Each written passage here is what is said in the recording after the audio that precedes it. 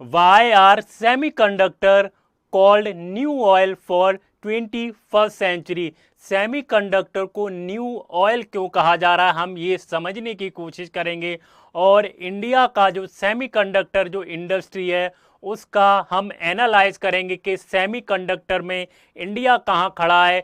और हम 1 ट्रिलियन का जो मार्केट है सेमीकंडक्टर का, उसमें हम कहाँ रोल प्ले कर रहे हैं। तो सारी चीज़ें देखेंगे दोस्तों कि सेमीकंडक्टर का आखिर रोल क्या है और उसको न्यू ऑयल क्यों कहा जा रहा है 21st सेंचुरी में। आपको पता होगा दोस्तों, अर्लियर जो ऑयल था, oil was the fuel of 20th century. तो आज के दौर में 21st सेंचुरी की बात कर रहे हैं तो सेमीकंडक्टर जो है न्यू ऑयल बन गया है। सारी चीज़ें हम डिटेल में समझेंगे दोस्तों। तो welcome back feedback IAS. I am Nasir Saifi, faculty of current affair. तो दोस्तों आज के जो मोस्ट इंपॉर्टेंट आर्टिकल हैं यूपीएससी के लिए वो लेकर मैं हाजिर हूं। आज हम जो पढ़ने जा रहे हैं दोस्तों वो जीएस पेपर 2 के लिए बहुत इंपॉर्टेंट है, जीएस पेपर 3 के लिए बहुत इंपॉर्टेंट है और जीएस पेपर 4 के लिए भी बहुत इंपॉर्टेंट है। और आपका जो ऐसे का पेपर होता है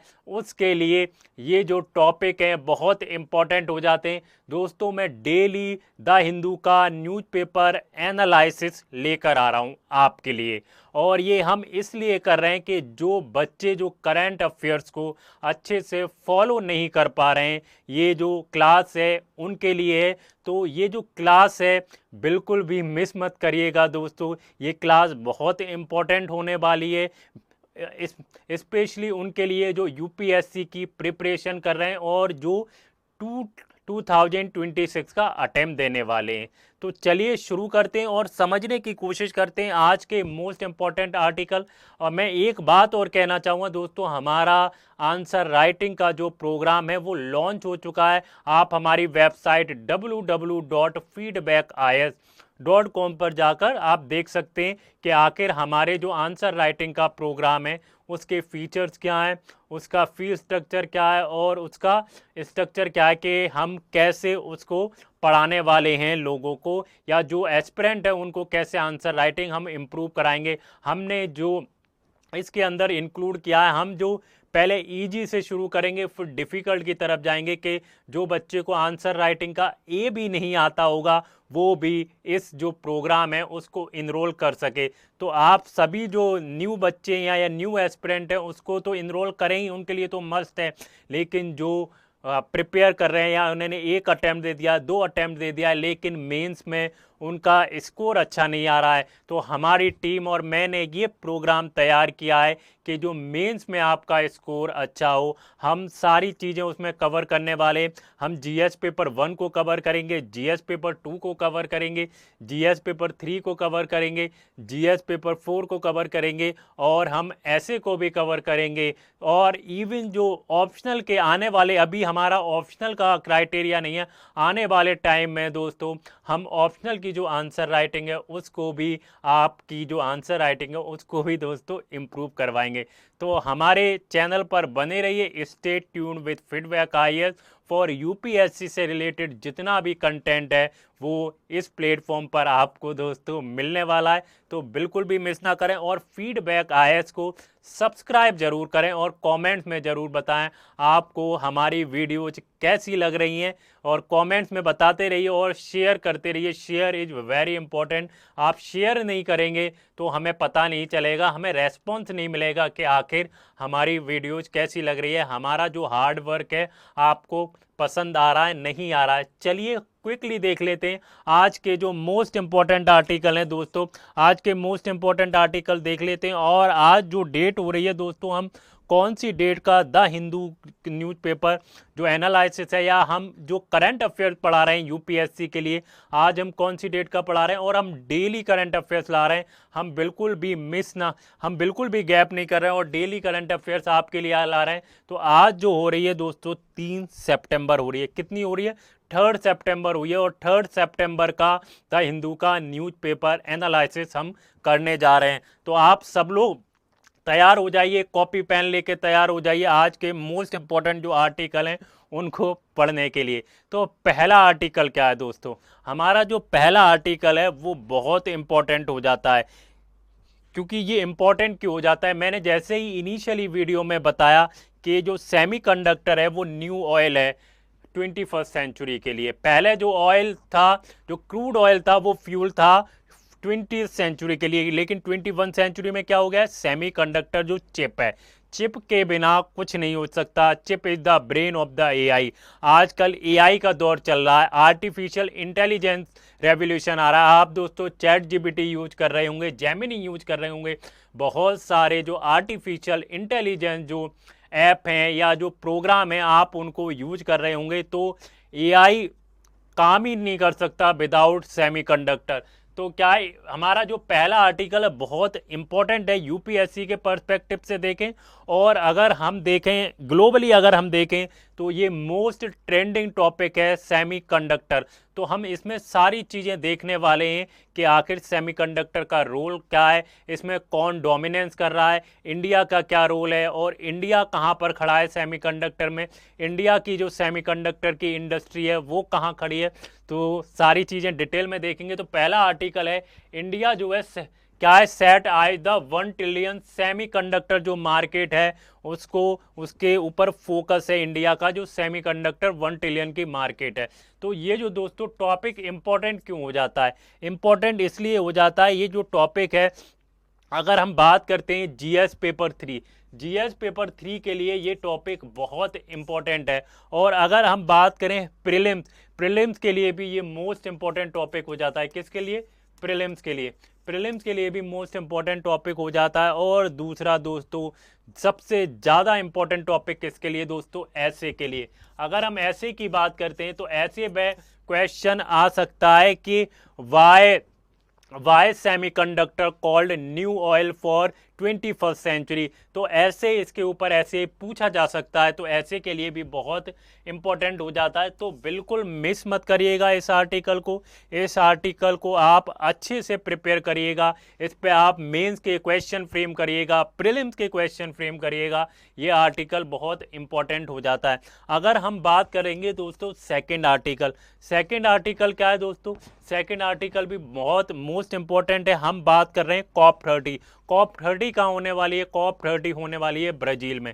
तो COP30 में क्या, COP30 में क्या फोकस है, फोकस ऑन नॉन सॉल्यूशन, के जो हमारे अर्लियर जो हमने COP29 की, COP28 की, COP27 की, उसके अंदर जो प्लेज लिए गए, उसके अंदर जो प्रोग्राम लिए गए, उन्हीं का क्या करना है, सॉल्यूशन निकालना है, ऐसा कहा है जो UNFCCC हैं। क्या है, UNFCCC के जो प्रेसिडेंट हैं उन्होंने ऐसा कहा है। इसके बाद हमारा जो नेक्स्ट आर्टिकल है ये किसके लिए इंपॉर्टेंट हो जाता है दोस्तों, ये भी जीएस पेपर 3 के लिए बहुत इंपॉर्टेंट हो जाता है। अगर हम नेक्स्ट आर्टिकल देखें, नेक्स्ट आर्टिकल भी दोस्तों बहुत इंपॉर्टेंट है यूपीएससी के पर्सपेक्टिव से, या हम कह सकते हैं यूपीएससी के लिए बहुत रिलेवेंट टॉपिक है। वो कौन सा टॉपिक है दोस्तों, सिंगापुर।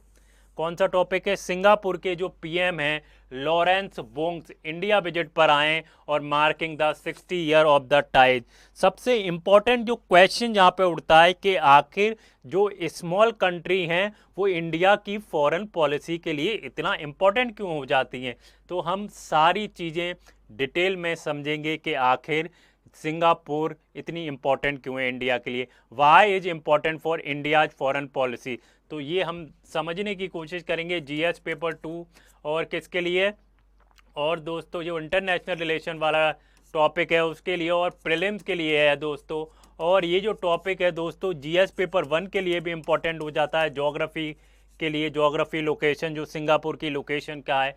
और दोस्तों ये तो प्रीलिम्स के लिए मैंने बता दिया, प्रीलिम्स के लिए बहुत इंपॉर्टेंट टॉपिक है।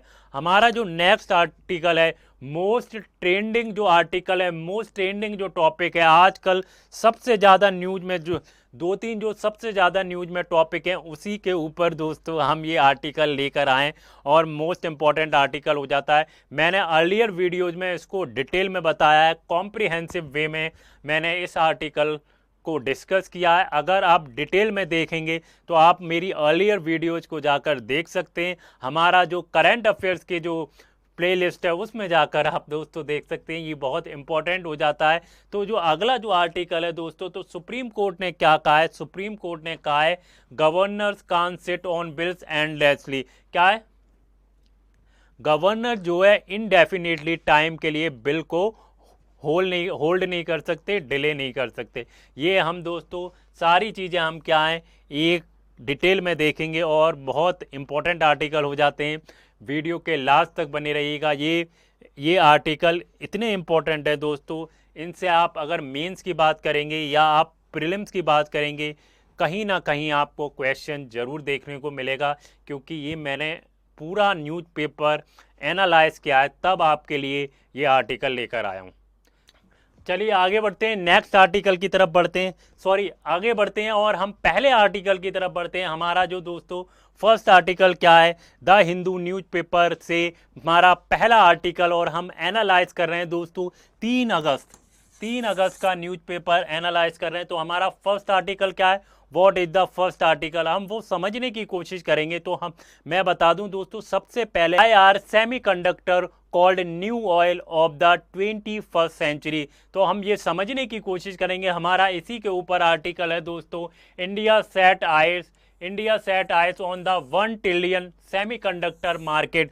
तो दोस्तों आपको जैसे पता होगा, इंडिया क्या है 1 ट्रिलियन जो मार्केट है सेमीकंडक्टर का, उसके ऊपर फोकस कर रही है। अब हम ये समझने की कोशिश करते हैं दोस्तों, सेमीकंडक्टर इंपॉर्टेंट क्यों है, वाई इज इंपॉर्टेंट क्यों है। तो सबसे बड़ा रीजन क्या है दोस्तों, अगर आप AI का दौर चल रहा है, तो AI का जब दौर चल रहा है, आर्टिफिशियल इंटेलिजेंस की बात करते हैं, हर जगह AI की बात हो रही है, हर जगह आर्टिफिशियल इंटेलिजेंस की बात हो रही है कि आर्टिफिशियल इंटेलिजेंस इज थ्रेट और अपॉर्चुनिटी, इस पर बात हो रही है, क्या अपॉर्चुनिटी है या थ्रेट है। लेकिन AI को बनाने वाला कौन है, AI को जो यूज किया जाता है वो किसके लिए, AI जो दोस्तों चिप होती है, सेमीकंडक्टर होता है, semiconductor is the brain of artificial intelligence. अगर हाई स्पीड की सेमीकंडक्टर चिप नहीं होगी तो no ChatGPT, no artificial intelligence होगा ही नहीं अगर सेमीकंडक्टर चिप नहीं होगी। तो सेमीकंडक्टर क्या है, semiconductor is the brain of artificial intelligence. अगर हम दूसरा बात करें कि सेमीकंडक्टर का मतलब रोल क्या है, इंपॉर्टेंट क्या है, एक तो दोस्तों जब हम आर्टिफिशियल इंटेलिजेंस की बात कर रहे हैं, तो आर्टिफिशियल इंटेलिजेंस के लिए सेमीकंडक्टर जो चिप हैं वो बहुत इंपॉर्टेंट हो जाती है। क्या है सेमीकंडक्टर, जैसा मैंने बताया, without semiconductor chip no AI, no ChatGPT, no Gemini और जितने भी AI के ऐप हैं कोई भी वर्क नहीं कर सकते विदाउट सेमीकंडक्टर चिप। और आपको जैसे पता होगा दोस्तों, अगर हम इलेक्ट्रॉनिक्स की बात करते हैं, मोबाइल फोन्स की बात करते हैं, टीवी की बात करते हैं, लैपटॉप की बात करते हैं, तो सारे जो इलेक्ट्रॉनिक्स आइटम है उसमें क्या चिप की ज़रूरत पड़ती है और सेमीकंडक्टर चिप की ज़रूरत पड़ती है। अगर मान लीजिए दोस्तों सेमीकंडक्टर चिप ही नहीं होगी, ना आप मोबाइल फ़ोन यूज कर पाएंगे, ना आप लैपटॉप यूज कर पाएंगे और ना ही आप टीवी को यूज कर पाएंगे। तो सेमीकंडक्टर का बहुत बड़ा रोल है। आपको जैसे पता होगा, इंडिया 4th लार्जेस्ट कंट्री है किस में दोस्तों, फ़ोन को मैन्युफैक्चर करने में या फ़ोन खरीदने में। तो अगर हम बात करेंगे दोस्तों, तो इंडिया क्या करती है, बिलियंस ऑफ रुपीज़ का क्या कर रही है, बिलियंस ऑफ रुपीज़ का जो है सेमीकंडक्टर इंपोर्ट करती है। कहाँ से करती है ये बाद में बताएंगे हम दोस्तों, आगे हम देखेंगे कि आखिर सेमीकंडक्टर में डोमिनेंस कौन कर रहा है, तो सारी चीज़ें देखेंगे। तो हमने बता दिया दोस्तों कि फ़ोन्स हो गए, लैपटॉप हो गए, टीवी हो गए, इसमें सेमीकंडक्टर यूज होता है और बिलियंस रुपीज़ का हम क्या करते हैं, इंपोर्ट करते हैं, किसको, सेमीकंडक्टर। अगर हम दोस्तों इलेक्ट्रिक व्हीकल्स की बात करते हैं, आजकल दोस्तों क्या इलेक्ट्रिक व्हीकल्स का बहुत बोलबाला है, इलेक्ट्रिक व्हीकल्स बहुत यूज किए जा रहे हैं। तो ठीक भी है इलेक्ट्रिक व्हीकल्स का यूज करना, जिससे कार्बन इमिशन नहीं होगा, हमारी जो ग्रीन हाउस गैसेस हैं वो कम होंगी। तो इलेक्ट्रिक व्हीकल्स में दोस्तों जो बैटरीज होती हैं और जो चार्जिंग स्टेशन होता है, सारी चीज़ों के लिए क्या है दोस्तों, चिप की ज़रूरत पड़ती है, सेमीकंडक्टर की ज़रूरत पड़ती है। Without semiconductor chip no electric vehicle भी इलेक्ट्रिक व्हीकल काम नहीं करेगा। हम दोस्तों डिफेंस की बात करते हैं, मिसाइल की बात करें, सैटेलाइट की बात करें या ड्रोन्स की बात करें, तो इन सब में भी दोस्तों सेमीकंडक्टर चिप की ज़रूरत पड़ती है। अगर इंडिया को स्ट्रेटेजिक ऑटोनॉमी अपनी सिक्योर करनी है तो उन्हें खुद का सेमीकंडक्टर क्या है मैन्युफैक्चर करना होगा और इंडिजियसली बनाना होगा सेमीकंडक्टर। तो ये जो थे मैंने बताया कि आखिर सेमीकंडक्टर इम्पॉर्टेंट क्यों है। अगर हम इंडिया की बात करते हैं तो इंडिया के लिए इम्पोर्टेंट क्यों है, आगे बढ़ें और समझने की कोशिश करते हैं दोस्तों। आखिर ग्लोबल कॉन्टेक्स्ट में क्या है, सेमीकंडक्टर का मार्केट कितना हो गया है। मैंने जैसे बताया ग्लोबली जो सेमीकंडक्टर का मार्केट है दोस्तों $1 ट्रिलियन हो जाएगा बाय 2030 तक। कितना हो जाएगा, $1 ट्रिलियन हो जाएगा 2030 तक। जो सेमीकंडक्टर का मार्केट है $1 ट्रिलियन हो सकता है। अगर हम इंडिया के मूव्स की बात करते हैं, इंडिया ने कौन कौन से स्टेप लिए हैं जो सेमीकंडक्टर के लिए सेमीकंडक्टर पर फोकस कर रहे हैं। इंडिया ने जो सेमीकंडक्टर जो मिशन है वो लॉन्च किया था और ऐसे 10 प्रोजेक्ट हैं जो सेमीकंडक्टर से रिलेटेड हैं, उसको क्या कर दिया, उसको अप्रूव कर दिया है। 10 अप्रूव प्रोजेक्ट जो कितनी कॉस्ट के हैं दोस्तों, जो कॉस्ट है 18 बिलियन के, जो कॉस्ट है उतने 18 बिलियन के कॉस्ट के प्रोजेक्ट को क्या किया, अप्रूव किया है। 1.5 लाख करोड़ इन्वेस्टमेंट की है। फोकस क्या है दोस्तों, हमारे जो प्राइम मिनिस्टर हैं नरेंद्र मोदी जी, उनका जो फोकस है दोस्तों, एक तो सेमीकंडक्टर का जो मार्केट है $1 ट्रिलियन का उस पर फोकस है, और दूसरा जो अप्रूवल होगा वो बहुत फास्टर होगा। और क्या होगा दोस्तों, सिंगल विंडो क्लियरेंस से होगी। क्या होगी, सिंगल विंडो क्लियरेंस होगी। जो हमारे प्राइम मिनिस्टर हैं उनका क्या मैसेज है, उनका मैसेज है कि execution with precision, long term commitment not short term signal. तो लॉन्ग टर्म कमिटमेंट है। अगर हम सेमीकंडक्टर की बात करते हैं, सेमीकंडक्टर क्या है दोस्तों, सेमीकंडक्टर क्या है दोस्तों, सेमीकंडक्टर डिजिटल डायमंड्स है। क्या है, डिजिटल डायमंड्स है। Just like was the last century, just like was the last century. आगे बढ़ें, अब हम दोस्तों समझने की कोशिश करते हैं आखिर इसका इकोनॉमिक सिग्निफिकेंस क्या है सेमीकंडक्टर का। सेमीकंडक्टर का दोस्तों सेमीकंडक्टर का इकोनॉमिक सिग्निफिकेंस क्या है दोस्तों, आत्मनिर्भर भारत इन टेक्नोलॉजी। हमें क्या है दोस्तों, सेल्फ रिलायंस लाना है। हम क्या है दोस्तों, दूसरी कंट्रीज के ऊपर क्या है, डिपेंड है। हम सेमीकंडक्टर्स को क्या करते हैं, हम इंपोर्ट करते हैं। हम कहाँ से इंपोर्ट करते हैं दोस्तों, हम ताइवान से इंपोर्ट करते हैं। हम कहाँ से इंपोर्ट करते हैं, ताइवान से इंपोर्ट करते हैं। ताइवान जो है डोमिनेंस है सेमीकंडक्टर की, हम बात करते हैं। हम यूएस से इंपोर्ट करते हैं, हम साउथ कोरिया से इंपोर्ट करते हैं। तो इंडिया को क्या है दोस्तों, आत्मनिर्भर भारत लाना होगा। आज जो सेल्फ रिलायंस है उस पर करना होगा, और जो हम एक्सपोर्ट कर रहे हैं उसको रिड्यूस करना होगा। Reduce the import bill, India को क्या करना है, इंपोर्ट बिल को रिड्यूस करना है। इंडिया इंपोर्ट 25 से जो $30 बिलियन का जो चिप्स है वो हम क्या कर रहे हैं, वो हम इंपोर्ट कर रहे हैं। 25 से $30 बिलियन एनुअली जो बर्थ है, हम जो है सेमीकंडक्टर चिप को क्या कर रहे हैं, हम इंपोर्ट कर रहे हैं। तो हमें इंपोर्ट रिड्यूस होगा। और दूसरा क्या है, हमें जो जनरेट करने होंगे, जो हाई स्किल जो जॉब्स हैं उनको जनरेट करना होगा दोस्तों। चलिए, और दूसरा अगर हम देखें स्ट्रेटेजिक इंपॉर्टेंस क्या है, what is the strategic importance, semiconductor जो चिप है उसका स्ट्रेटेजिक इंपॉर्टेंस क्या है। जैसा मैंने आपको शुरू में ही बता दिया, अभी मैंने वीडियो में बताया था दोस्तों, जो चिप्स होती हैं वो एआई के लिए इंपॉर्टेंट है, ईवीज के लिए इंपॉर्टेंट है, इलेक्ट्रॉनिक्स के लिए इंपॉर्टेंट है, डिफेंस के लिए इंपॉर्टेंट है, तो और दोस्तों क्वांटम के लिए इंपॉर्टेंट है। तो स्ट्रेटेजिक इंपॉर्टेंस क्या क्या हो गई दोस्तों, chips vital for defence, space, AI, quantum computing. और टैक्स सॉवरेंटी की अगर हम बात करते हैं, reduce dependence on Taiwan and US and China.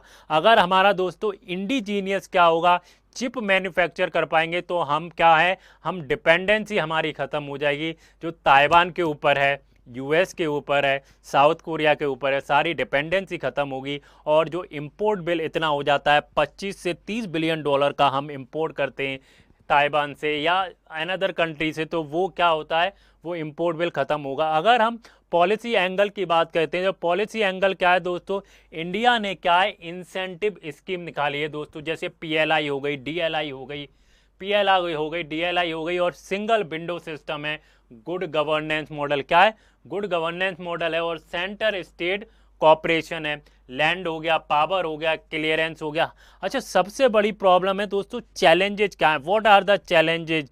तो चैलेंजेज क्या है दोस्तों? हाई कैपिटल इंटेंसिटी है। क्या जो सेमीकंडक्टर का कोई भी प्लांट लगाया जाए दोस्तों, वो बहुत हाई इंटेंसिटी जो है, एक्सपेंसिव बहुत पड़ता है, बहुत पैसे खर्च करने पड़ते हैं। क्या अगर हम बात करें दोस्तों, ये fab cost $10 billion plus, $10 billion को खर्च करना पड़ता है अगर हम एक फैब्रिकेशन करते हैं। वाटर एंड पावर इंटेंसिव है, ये जो है वाटर और पावर इंटेंसिव है। वाटर की ज़रूरत पड़ती है और पावर की बहुत ज़्यादा ज़रूरत पड़ती है। हम सेमीकंडक्टर या चिप का कोई भी प्लांट लगाते हैं, स्किल्ड मैन पावर गैप हमारे पास, जैसा मैंने बताया दोस्तों, हमें हाई स्किल्ड जो मैन पावर है उसको जनरेट करना पड़ेगा। अभी हमारे पास लैक ऑफ मेन पावर है, और जो हाई स्किल्ड हो वो क्या है? लैक ऑफ मेन पावर है। ग्लोबल कंपटीशन बहुत है, जैसे दोस्तों मैंने बताया ताइवान हो गया। ताइवान क्या कर रहा है? जो चिप इंडस्ट्री है या चिप मैन्युफैक्चरिंग में सबसे आगे ताइवान है, फिर यूएस है, फिर साउथ कोरिया। तो कंपटीशन बहुत है। इंडिया के अपकमिंग फैब देखें जो सेमीकंडक्टर के लिए बन रहे हैं, तो दोस्तों एक तो गुजरात में और एक कर्नाटका में बन रहा है। कहाँ बन रहा है? कर्नाटका में बन रहा है। इंडिया क्या कर रहा है? इंडिया जो है आईटी जो सेक्टर है उसमें क्या है? इंडिया आईटी सेक्टर में बहुत अच्छा था। अब इंडिया आईटी सेक्टर से शिफ्ट हो रहा है दोस्तों चिप पावर हाउस में। कहाँ शिफ्ट हो रहा है? चिप पावर हाउस में शिफ्ट हो रहा है। चलिए आगे बढ़ते हैं नेक्स्ट आर्टिकल की तरफ। हमारा जो दोस्तों नेक्स्ट आर्टिकल क्या है?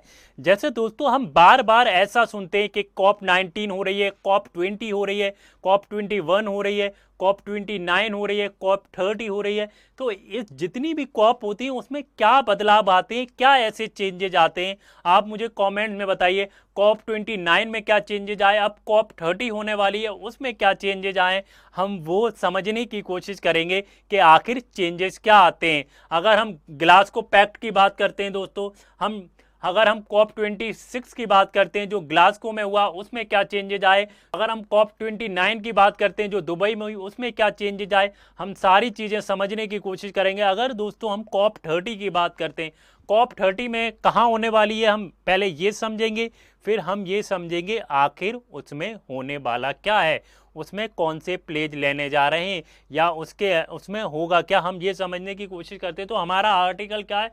COP30 to focus on known solution says its president. मतलब जो ऑलरेडी जो डिसीजन ले लिए गए हैं, अगर COP29 में जो डिसीजन ले लिए गए, COP28 में जो डिसीजन ले लिए गए, COP27 में जो डिसीजन ले लिए गए, उनका क्या होगा? उनका सॉल्यूशन निकाला जाएगा इसी COP30 में। बस यही होगा। और COP30 कहाँ होने वाली है दोस्तों? COP30 होने वाली है बेलम में होने वाली है, ब्राजील। जो गेटवे ऑफ अमेजन फॉरेस्ट है, जो अमेजन फॉरेस्ट है उसका गेटवे है ब्राजील। क्या है? गेटवे है। तो इसको दोस्तों COP30 को कौन एनुअल ये क्लाइमेट जो कॉन्फ्रेंस है वो कौन कंडक्ट कराता है? कंडक्ट कौन कराता है इसको? जो COP30 है दोस्तों, इसको कंडक्ट कराया जाता है UNFCCC के बाद एनुअल क्लाइमेट कॉन्फ्रेंस होती है, और ये ब्राजील में होने वाली है 2025 की। फोकस एरिया कौन कौन से? What is the focus area? तो दोस्तों फोकस एरिया क्या है? पहले क्या था दोस्तों? पहले नेगोशिएशन होती थी, अब क्या है? इम्प्लीमेंटेशन होगा 2025 में जो COP30 होने वाली है। क्या होने वाली है? अब क्या होगा? पहले तो नेगोशिएशन शिफ्ट हो रहा है, negotiation to implementation already agreed solution. जितने भी हमने सॉल्यूशन एग्रीड किए उस पर क्या होगा? उस पर इम्प्लीमेंटेशन होगा, इम्प्लीमेंट करेंगे। अगर हम दोस्तों किन किन चीज़ों पे इम्फेसाइसिस किया जाएगा, किन किन चीज़ों पे फोकस किया जाएगा, किन किन चीज़ों पे जोर है दोस्तों? Practical action rather than big announcement. अगर जो क्या होगा? फोकस किन चीज़ों पे? Practical action rather than big announcement. अगर आगे बढ़े, चैलेंजेस क्या है? What are the challenges? जैसे आपको पता होगा दोस्तों, पॉलिटिकल अनसर्टेनिटीज है। क्या है? Political uncertainties. यूएस ने क्या किया है? पेरिस एग्रीमेंट से विड्रॉ कर लिया है, और ग्लोबल ट्रेड टेंशन है। जैसे आपको पता ही होगा दोस्तों कि यूएस के जो प्रेसिडेंट हैं डोनाल्ड ट्रंप, उन्होंने इंडिया के ऊपर 50+ से ज़्यादा टैरिफ लगा दिया, जिसकी वजह से इंडिया का जो एक्सपोर्ट है उसको बहुत डिफ़िकल्टीज झेलनी पड़ रही हैं। तो आगे बढ़ते हैं दोस्तों। आखिर इसमें कौन कौन से प्रॉब्लम है या सॉल्यूशन है। पेरिस एग्रीमेंट कब हुआ दोस्तों, पेरिस एग्रीमेंट आखिर हुआ कब, आप मुझे कमेंट्स में बताइए कि पेरिस एग्रीमेंट कब किया गया दोस्तों। पेरिस एग्रीमेंट कॉप 21 में हुआ। कब हुआ पेरिस एग्रीमेंट, कॉप 21 में 2015 में हुआ। और ये जो एग्रीमेंट है ये legally binding the under the UNFCCC act, under the UNFCCC, ये जो लीगली बाइंडिंग था। और टारगेट क्या था दोस्तों इस एक्ट के अंदर, इस एक्ट के अंदर जो टारगेट था, keep warming well below the 2 degree centigrade, preferably the 1.5 degree centigrade. तो हमें क्या है दोस्तों, 2 डिग्री से क्या है जो टेम्परेचर है उसको 2 डिग्री से कम करना था। जो ग्लोबल वार्मिंग हो रही है उसको रिड्यूस करना था। हमें कितना करना था, 1.5 डिग्री सेल्सियस को लेकर आना था। और ऑल कंट्रीज, अगर हम सारी कंट्रीज की बात करें, not just develop one but must act. Problem क्या है दोस्तों, what are the problem, problem क्या है आपको जैसे पता होगा दोस्तों, जो कार्बन इमिशन है वो सबसे ज़्यादा कौन जनरेट करता है, कार्बन इमिशन सबसे ज़्यादा कौन उत्पन्न करता है, वो डेवलप कंट्री करती है, वो डेवलपिंग कंट्री नहीं, वो डेवलप कंट्री करती है। तो प्रॉब्लम क्या है, current commitment and world still heading the 2.6 degree warming. अभी दोस्तों जो कमिटमेंट की गई थी पेरिस एग्रीमेंट के अंदर कि टेम्परेचर को 1.5 डिग्री सेंटीग्रेड तक लेके आना है, लेकिन जितनी भी कंट्री हैं वो कोई भी कमिटमेंट नहीं दे रही हैं। और जो टेम्परेचर जा रहा है वो 2.6 डिग्री सेल्सियस तक पहुंचने वाला है। और आगे देखें अगर हम दोस्तों, ब्राज़ील का रोल क्या है कॉप 30 में, अगर हम बात करें what is the role of the Brazil in COP 30 की, अगर हम बात करते हैं दोस्तों कॉप 30 में ब्राज़ील का रोल क्या है। अगर हम बात करें अमेजन रेन फॉरेस्ट की बात करते हैं, तो अमेजन जो रेन फॉरेस्ट है दोस्तों वो क्या है, वो अर्थ का लंग्स है। वो जैसे आपकी बॉडी होती है, बॉडी में लंग्स जो होते हैं, तो लंग्स क्या काम करते हैं, लंग्स जो काम करते हैं सांस लेने का काम करते हैं। तो इसलिए जो अमेजन फॉरेस्ट है वो क्या है, लंग्स है अर्थ का, लंग्स है अर्थ का। एंड कार्बन सिंक है, वहां पर क्या होता है, कार्बन सिंक किया जाता है। Hosting in the Belem highlight the forest biodiversity और इंडिजीनियस राइट्स। तो हम ब्राज़ील किन किन चीज़ों पे फोकस करेगा, जैसे आपको पता ही होगा अमेजन फॉरेस्ट क्या है, लंग्स है, तो अमेजन फॉरेस्ट क्या है, ब्राज़ील का पार्ट है। तो एक तो वो फॉरेस्ट पे फोकस करेगा और दूसरा बायोडाइवर्सिटी पे फोकस करेगा और तीसरा दोस्तों जो इंडिजीनियस राइट है उस पर फोकस करेगा। अगर हम आगे देखें ब्राज़ील किस किस चीज़ों को पुश कर रहा है, ब्राज़ील पुश कर रहा है नॉन सॉल्यूशन। अब नॉन सॉल्यूशन क्या है, जैसे अर्लियर आपने अगर कॉप की मीटिंग्स देखी होगी या प्लेजेस देखे होंगे, जैसे रिन्यूएबल एनर्जी हो गई, रिन्यूएबल एनर्जी हो गई और एनर्जी ट्रांजिशन हो गए, और क्या हो गए दोस्तों, और हो गए सस्टेनेबल फॉरेस्ट्री हो गई, इनका सॉल्यूशन निकालना है। सेपरेशन ऑफ नेगोशिएशन टेक्स्ट हो गए, hard and political versus implementation work. क्या इस बार जो हो रहा है, जो भी नॉन सॉल्यूशन है उसका सॉल्यूशन निकालना है और सिर्फ नेगोशिएशन नहीं करना है, इम्प्लीमेंट करना है। आगे बढ़ें, कॉप 20 जैसे मैंने बताया कॉप 21 कहाँ पर हुई थी, पेरिस में हुई थी 2015 में। और कॉप 26 कहाँ हुई थी, कॉप 26 जो हुई थी 2021 में हुई थी। कॉप 26 2021 में हुई थी, कहाँ पर हुई थी दोस्तों, ग्लासगो। कहाँ पर हुई थी दोस्तों, ग्लासगो में हुई थी। और जो कॉप 28 हुई थी वो दुबई में हुई थी। अब कॉप 30 होने जा रही है, कहाँ पर होने जा रही है दोस्तों, ब्राज़ील में, मैंने आपको ऑलरेडी बता दिया। चलिए नेक्स्ट आर्टिकल की तरफ बढ़ते हैं। हमारा नेक्स्ट आर्टिकल, जैसे जो स्मॉल कंट्रीज हैं जैसे सिंगापुर हुई, वो इंडिया की फॉरेन पॉलिसी के लिए इतना इंपॉर्टेंट क्यों हो जाती हैं, इंडिया के लिए इतना मैटर क्यों करती हैं, आप मुझे कमेंट्स में बताइए। इंडिया के लिए इतना मैटर क्यों करती हैं, आप दोस्तों कमेंट्स में बताइए। इसी के ऊपर हमारा आर्टिकल है। जो सिंगापुर के जो प्राइम मिनिस्टर हैं वो इंडिया की विजिट पर आए और इंडिया और जो सिंगापुर है उनका जो बायलैटरल रिलेशनशिप है उनको 60 साल हो गए, 60 ईयर हो गए, 60 ईयर्स मार्क हो गए। तो हम वही समझने की कोशिश करेंगे। तो दोस्तों हमारा जो आर्टिकल है, Singapore PM Lawrence Wong's, Singapore PM Lawrence Wong's India visit marking the 60 years of ties. क्या हो गए, 60 ईयर ऑफ टाइज हो गए इंडिया और जो सिंगापुर है उनके रिलेशन को। तो कितना, 60 ईयर हो रहा है। हम समझने की कोशिश करेंगे क्या जो प्राइम मिनिस्टर हैं सिंगापुर के वो इंडिया की विजिट पे आए, लॉरेंस बोंग। क्या है, लॉरेंस वोंग इंडिया के विजिट पे आए। हम समझने की कोशिश करते हैं की हाईलाइट क्या है इस विजिट की, what are the key highlight of this visit. अगर हम बात करें दोस्तों, जैसे आपको पता होगा जो इंडिया और जो सिंगापुर है उनके रिलेशनशिप को 60 ईयर हो गए, तो 60 ईयर का जो डिप्लोमेटिक रिलेशनशिप है उसको सेलिब्रेट करने आए। 60 ईयर ऑफ डिप्लोमेटिक रिलेशनशिप हो गए और हाई लेवल टॉक्स हुई है। किस बारे में हाई लेवल टॉक्स हुई है दोस्तों? पीएम मोदी और पीएम बोंग के बीच हाई लेवल टॉक हुई है। मेजर इनॉग्रेशन क्या हुआ है? मेजर इनॉग्रेशन क्या हुआ है? Phase 2 of the PSA Mumbai, Bharat Mumbai container जो टर्मिनल है उसका मेजर इनॉग्रेशन हुआ है। मीटिंग क्या है दोस्तों, किस बारे में मीटिंग हुई है? Indian business leader EM Jaishankar, external affair minister, education minister Dharmendra Pradhan. Accompanying delegation की बात करें दोस्तों, फॉरेन मिनिस्टर हो गए, finance and transport official indicated the economic and strategic focus. आगे बढ़ें,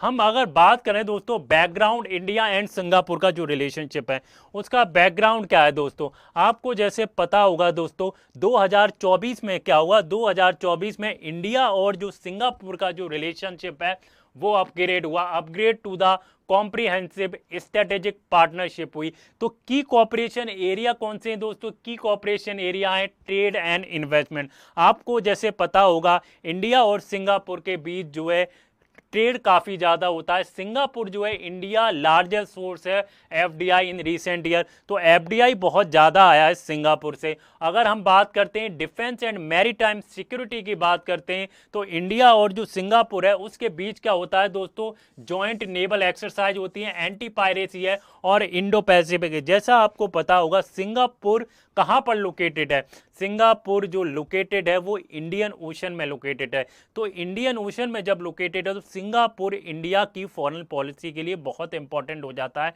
अगर हम बात करते हैं इंडियन ओशन की बात करते हैं या इंडो पैसिफिक रीजन की बात करते हैं तो सिंगापुर बहुत इंपॉर्टेंट हो जाता है हमें। जैसे इंडिया ने इंडो पैसिफिक जो इनिशिएटिव है वो स्टार्ट किया है तो सिंगापुर ने उसको क्या किया है, वेलकम किया है। क्या किया है, वेलकम किया। स्किल डेवलपमेंट की बात करते हैं एंड एजुकेशन की, skill India and Singapore ties. आपको जैसे पता होगा अगर हम डिजिटल इकोनॉमी की बात करते हैं तो इंडिया ने क्या है, यूपीआई पे स्टार्ट किया है। क्या ये स्टार्ट किया है, यूपीआई पे नाउ लिंकेज, जिससे क्या होगा आप यहां से सीधे इंडिया पैसे भेज सकते हैं यूपीआई के थ्रू। कनेक्टिविटी की बात करें दोस्तों, एविएशन हो गया, शिपिंग हो गया, पोर्ट लेवल डेवलपमेंट हो गया। अगर हम स्ट्रेटेजिक देखें दोस्तों, क्या स्ट्रेटेजिक इंपॉर्टेंस क्या है सिंगापुर की फॉर इंडिया, तो दोस्तों एक तो मैंने जैसे बताया दोस्तों ये इंडो पैसिफिक जो रीजन है उसका गेटवे है, दूसरा आसियान का गेटवे है इंडिया के लिए। स्ट्रेटेजिक इंपॉर्टेंस की बात करें सिंगापुर का, स्ट्रेटेजिक इंपॉर्टेंस क्या है इंडिया के लिए, तो सबसे पहला क्या है दोस्तों, ये गेटवे है आसियान का, और दूसरा मैंने जैसा आपको बताया जो इंडो पैसिफिक रीजन है उसके लिए बहुत इंपॉर्टेंट है, उसका भी ये गेटवे है। अगर हम मैरीटाइम हब की बात करते हैं दोस्तों, Singapore controls one of the busiest port, जो सिंगापुर जो कंट्रोल करता है, जो one of the busiest port है उसको कंट्रोल करता है, links to the India's Sagar vision. क्या है, links to the India Sagar vision. अगर हम इकोनॉमिक पार्टनर्स की बात करते हैं, क्या जो सिंगापुर है वो इकोनॉमिक पार्टनर्स है इंडिया का। अगर हम बात करते हैं crucial for global value chain है, और जो एडवांस मैन्युफैक्चरिंग है और डिजिटल इकोनॉमी है वो क्या करता है, प्रमोट करता है। अगर हम बैलेंसिंग जियोपॉलिटिक्स की बात करते हैं तो counterweighting to China growing influence in ASEAN. आगे बढ़ते हैं नेक्स्ट आर्टिकल की तरफ। नेक्स्ट आर्टिकल क्या है दोस्तों, क्या गवर्नर इनडेफिनेटली टाइम के लिए किसी भी बिल को डिले कर सकता है या होल्ड कर सकता है अगर वो लेजिस्लेचर द्वारा गवर्नर के पास भेजा जाता है। आप मुझे कमेंट में बताइए क्या गवर्नर के पास ये पावर है, क्या बिल को डिले कर सकता है इनडेफिनेटली टाइम के लिए। तो हमारा यही आर्टिकल है, governor can't sit on the bills endlessly, supreme court ने कहा है। तो आगे बढ़े, हम समझने की कोशिश करते हैं दोस्तों आर्टिकल 200 क्या कहता है। आर्टिकल 200 कहता है जब बिल पास किया जाता है लेजिस्लेचर द्वारा या जो लेजिस्लेटिव असेंबली है, अगर बिल पास किया जाता है जब गवर्नर के पास पहुंचता है तो गवर्नर के पास क्या क्या पावर होती हैं। गवर्नर के पास पावर होती है या तो बिल को असेंड करेगा या विद होल्ड करेगा या असेंबली को रिटर्न भेज देगा या रिजर्व करेगा, किसके लिए, प्रेसिडेंट के लिए। तो यही पावर है, assent to the bill, withhold the assent and return to the bill if the money bill और reserve for the bill president for consideration. अगर हम सुप्रीम कोर्ट की ऑब्जर्वेशन देखते हैं तो सुप्रीम कोर्ट ने क्या ऑब्जर्वेशन दी है, तो दोस्तों सुप्रीम कोर्ट ने अभी लेटेस्ट केस में कहा है, जो केरला के जो गवर्नर हैं उनके ऊपर ये केस चल रहा था, तो सुप्रीम कोर्ट ने अपने लेटेस्ट जजमेंट में कहा है कि governor can sit on bills indefinitely time, क्या, या endlessly, governor can not delay the indefinitely time that impair the functioning of the constitution. क्या है, जो कॉन्स्टिट्यूशन की जो फंक्शनिंग है उसको इम्पेयर करता है। अगर हम जस्टिस नरसिम्हा की बात करें तो जस्टिस नरसिम्हा जी ने क्या कहा कि no organ can impair the functioning of the constitution, कोई भी ऑर्गन हो वो कॉन्स्टिट्यूशन की फंक्शनिंग को क्या डिसपेयर नहीं कर सकता या इम्पेयर नहीं कर सकता। अगर हम एडवोकेट्स की बात करते हैं, अगर हम एम सिंघवी की बात करते हैं जो कांग्रेस के लीडर हैं और बहुत बड़े एडवोकेट हैं, उन्होंने क्या कहा, governor can not assume to be royalty in republic, governor can not assume royalty in republic. अगर कपिल सिब्बल जी की बात करते हैं, उन्होंने कपिल सिब्बल जी ने क्या कहा, legislation is sovereign act, legislation जो है या लेजिस्लेचर असेंबली है वो सॉवरन एक्ट है, it can not wait, it can not wait. Concern क्या है दोस्तों, if governor have absolute power, if governor have absolute power तो क्या होगा दोस्तों, जो फेडरलिज्म है, फेडरलिज्म क्या हो जाएगा दोस्तों, फेडरलिज्म डिस्टॉर्ट हो जाएगा, it will distort the federalism, it will distort the federalism. आगे बढ़े, अगर हम अंडर द अर्लियर क्या हुआ दोस्तों, तमिलनाडु का केस हुआ, आपको पता होगा दोस्तों 2024 में तमिलनाडु का केस हुआ। उसके अंदर क्या हुआ, जैसे तमिलनाडु के जो लेजिस्लेटिव असेंबली है 2020 में उन्होंने क्या है 3 बिल भेजे गवर्नर को, तो गवर्नर ने क्या किया, 2020 से 2025 हो गई, 5 साल हो चुके हैं, लेकिन बिल को एसेंट नहीं दिया, 5 साल से बिल को डिले किए जा रहे हैं।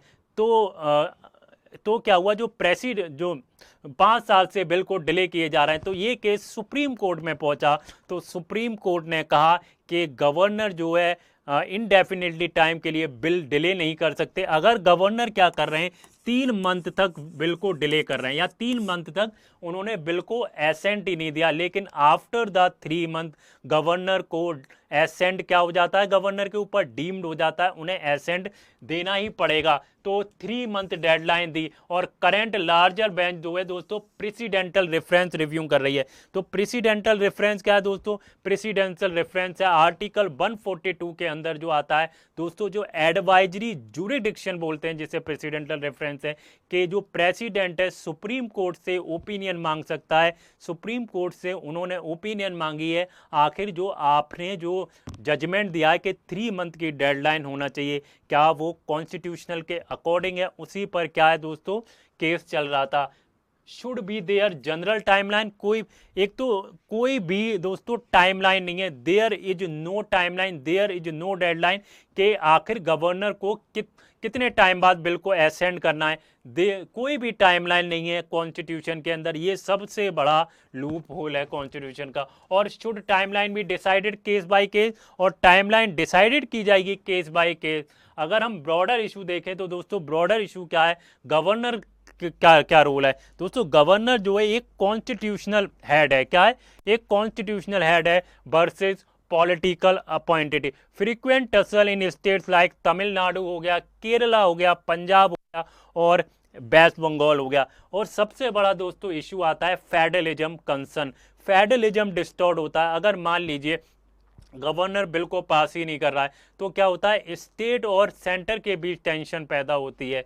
क्या होती है, governor use as the instrument by the centre, centre मतलब गवर्नर को जो यूज किया जा रहा है वो सेंटर के द्वारा यूज कर रहा है to delay the opposition ruled state in legislature. अगर हम जुडिशियल लिमिट्स की बात करते